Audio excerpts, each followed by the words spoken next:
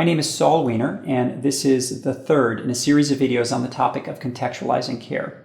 In the first video, we explored the concept of patient life context, and in the second video, we introduced a four-step approach to contextualizing care, and also defined the concept of a contextual error. In this video, we'll be looking at some of the research that underpins this work, starting with the methods and then sharing some of the more useful results. In order to know if a care plan has been contextualized or if the clinician has overlooked essential patient life context, you have to be able to listen in on the conversation. Is the clinician probing? Are they eliciting contextual factors? If so, are they addressing them? And so forth. We've utilized two methods to do this. The first is the unannounced standardized patient. That's an actor who's trained to portray a patient incognito in a practice. And the second is by inviting real patients to audio record their visits. There are pros and cons to each of these methods. They actually are quite complementary, and we'll be looking at that in the next few minutes. So thank you for your interest, and let's get started.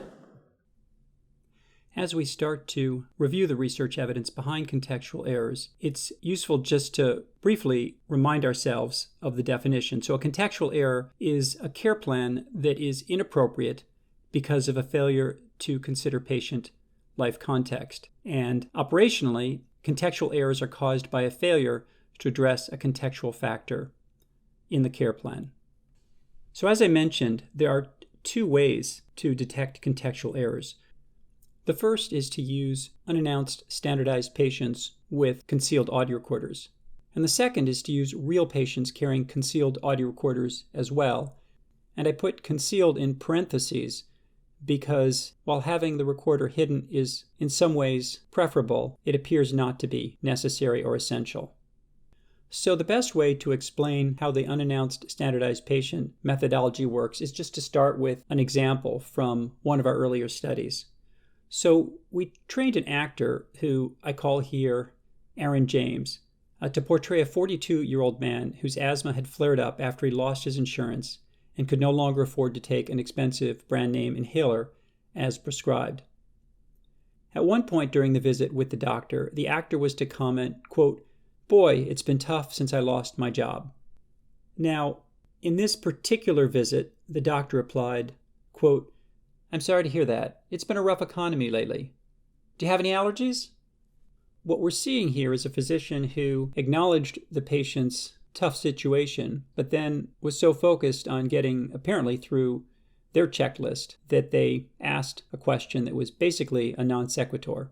And because the doctor didn't ask any relevant follow-up question in response to the patient's statement about it being tough, they never learned that the patient was unable to afford their expensive brand name medication and simply added more medication and made additional referrals. So Mr. James left with a higher prescribed dosage of a medication he already could not afford and referral for pulmonary function tests.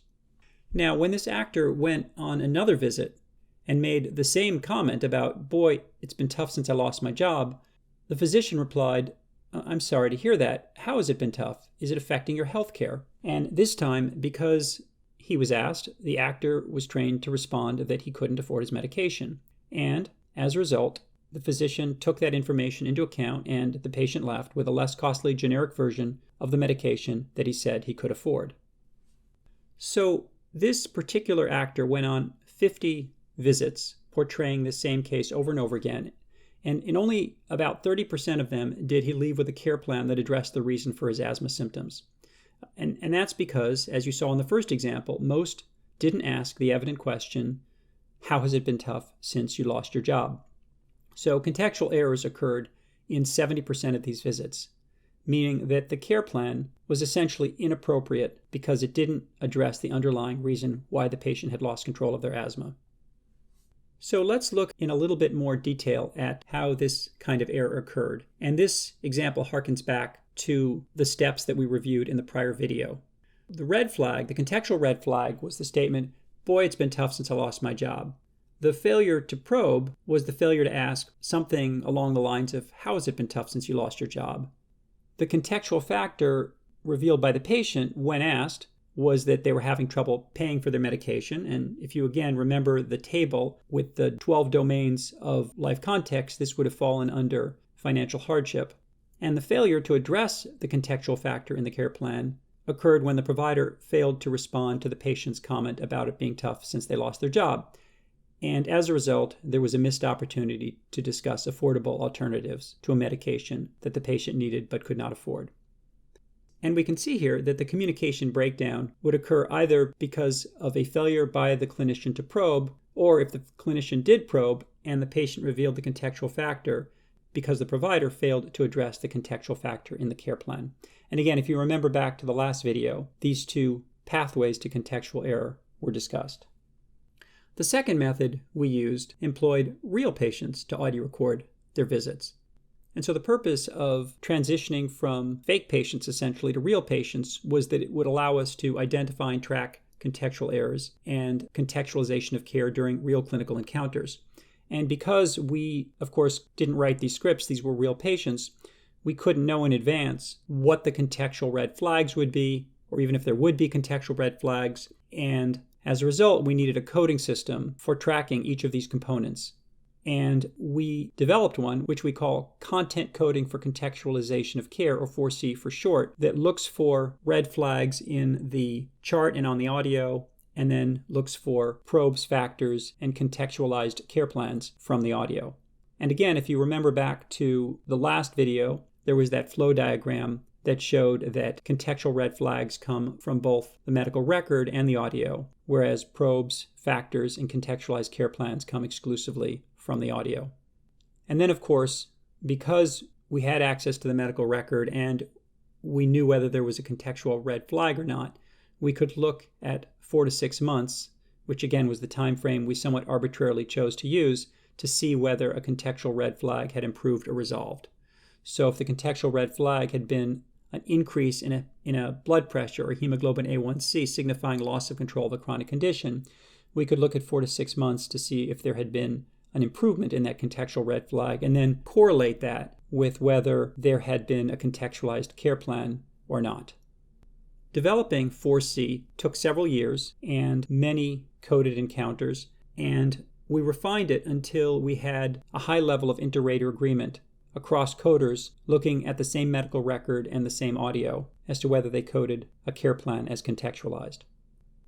We have a coding manual for those who are interested at the URL that is provided here, and we also have a YouTube instructional video as well.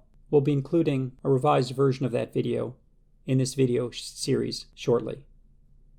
In one of our earliest studies utilizing this method of inviting real patients to record their visits, we included about 600 patients who carried concealed audio recorders into the medical encounter. And then we had research assistants code those visits using 4C. And as mentioned, we had another set of research assistants look at those charts a few months later to see what had happened to the presenting contextual red flag. And the reason we used a different RA or RAs to track outcomes was to assure blinding. We wanted to make sure that whoever was looking up the outcome of a contextual red flag was unaware of whether the index visit had been contextualized or not.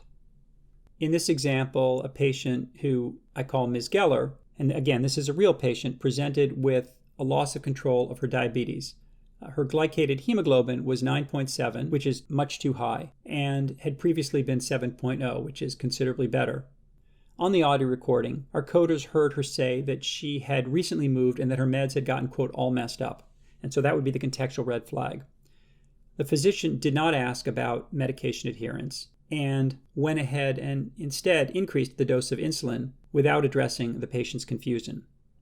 And 4 months later, the glycated hemoglobin was 9.8, so no better than it had been at baseline. And this should not be surprising because it appears that her loss of control of her diabetes was related to the move and confusion related to her medications and how to take them and when to take them and so forth. We don't know the details because the physician didn't ask. And without that context being addressed, the patient was in pretty much the same boat a few months later. So over more than a decade, we've conducted several studies utilizing unannounced standardized patients and real patients recording their visits, coding thousands of encounters. And while going into that work is beyond the scope of this video, I want to highlight some of the most useful findings. First is that context matters. We found that in about 40% of real ambulatory visits, effective care depends on identifying and addressing patient context, meaning that when we invite real patients to record their visits, what we see is that about 40% of the time, there's a contextual factor. We've also learned that in about 40% of those encounters in which care does depend on attention to context, physicians overlook it, resulting in a contextual error. So that means that in about 16% of ambulatory visits, at least in the settings where we've done this work, we see contextual error. And then, as noted here, contextual errors are harmful in the sense that they predict worse healthcare outcomes. And again, this work is based on the real visits where we've looked at follow-up at 4 to 6 months post-index encounter and seen that when there's a contextual error, the contextual red flag is less likely to resolve. As in the example given, when the clinician fails to identify the reason why a person has lost control of their diabetes, perhaps not surprisingly, the diabetes remains uncontrolled. Conversely, when they do identify the underlying life issue and work with the patient to address it, the diabetes is more likely to come under control. We see this across the board, whether it's contextual red flags related to missing appointments, not refilling medications, showing up in the emergency room a lot, not being able to afford a treatment plan, having loss of control secondary to a competing responsibility or a loss of social support. The list goes on and on. What we find is that when there's a failure to probe, identify the contextual factor, and attempt to address it, outcomes are worse. We also see that contextual errors result in overuse and misuse of medical services with higher costs. In other words, when physicians don't know the context, they tend to order a lot of unnecessary stuff. And as illustrated in the first video with the case of Ms. Garcia, costs also go up because along with the worse healthcare outcomes are the additional costs of more visits to the emergency room and to other sources of healthcare delivery, which further drive up costs. We also see wide variability in how physicians respond to patient life context. We saw that most clearly with the fake patient visits, as in the example I gave you, where we sent 50 doctors the same actor portraying the same case, and saw wide variability in how physicians responded under identical circumstances. And perhaps the most surprising finding is that physicians who did a better job at this did not, on average, have longer visits. We were able to measure the effect of contextualizing care on visit length quite precisely with the fake patient visits because we had a timestamp on the audio recorder and we could look at the length of visits for those physicians who got the context right compared to those who didn't when seeing exactly the same patient. And this is actually a good example of how the fake patient research contributed some important knowledge that we couldn't have gotten from the real patient visits. So, for instance, with the actor portraying the patient who couldn't afford their asthma medication, we saw that those physicians who took a little bit of extra time to find out why the patient who said, "Boy, it's been tough since I've lost my job," made that comment, those physicians saved time near the end of the visit because they simply switched the patient to a cheaper generic rather than lecturing them on the importance of medication adherence, adding on additional medications the patient already couldn't afford, putting in consults for the patient to see a specialist, ordering unnecessary tests like pulmonary function tests, and so on. Essentially, what we found is that it was a wash. Physicians who take a little bit of extra time to get the context save that time by not doing stuff that is unnecessary. This finding has been particularly helpful when physicians respond to our research by saying, I'd love to be able to contextualize care, but I simply don't have time for that. And what we're able to say to them is, well, actually, some physicians are doing this quite well, and their visits are not on average any longer than those who are skipping over clues that patients are dealing with life context issues. For those of you who are interested in research methodology, it's useful to note that unannounced standardized patients provide an experimental model for collecting data, whereas real patient collected audio is an observational model. With USPs, the only variable is the clinician, which is of course something that can't actually happen in real patient care. So you can think of the USP as a stimulus, and we get to see how different physicians respond under the same conditions. The USP model is also effective for looking at cost differences.